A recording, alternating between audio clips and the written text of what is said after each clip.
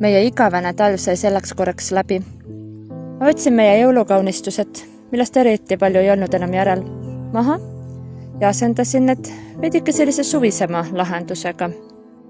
Punusin metsast leidvatest taimedest sellise mõnusa kollase punutise sinna laua kohale. Nüüd võib öelda, et meie mets on valmis ja kaunistatud ja ootab külalisi. Mõnus, vaikne, täiesti privaatne peokoht. Nagu siin hiljuti metsa jõudes öeldi, nagu oleks täiesti teise maailma jõudnud. Kui sa soovid seda kõike nautida, siis kirjuta mulle.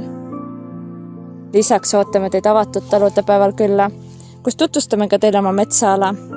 Lisaks on hoovil avatud väikelaste mänguala ja kohvik ning jätame mõne asja ka üllatuseks.